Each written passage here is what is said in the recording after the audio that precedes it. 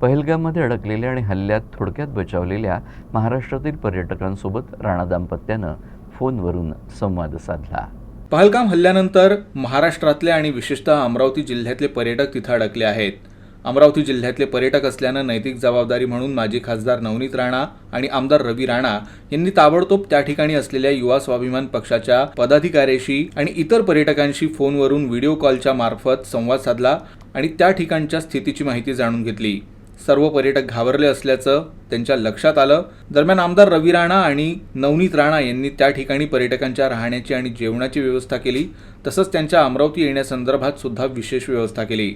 तर ही व्यवस्था केल्यानं आपली कृतज्ञता म्हणून सर्व पर्यटकांनी राणा दाम्पत्याचे आभार मानले।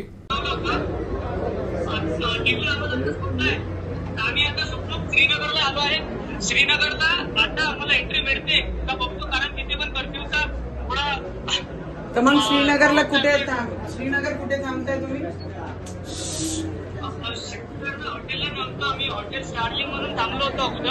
आता त्यांच्याशीच कॉन्टॅक्ट केलाय आम्ही। नाही तर तुम्ही काय नाही केले तिथे? बसनी ट्रेननी काही नाही? आम्ही सध्या बसनी जाताना आम्ही तुम्ही बसनी गेले होते का? बसमध्येच हे चालू आहे। दिल्लीवरनं बसनी गेले? दिल्लीपासनं?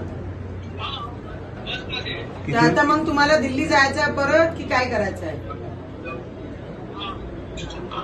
आता श्रीनगरचा कशी सिच्युएशन आहे बघतो, आणि काही मदत लागली नाही तर तुम्हाला कॉलच करतो।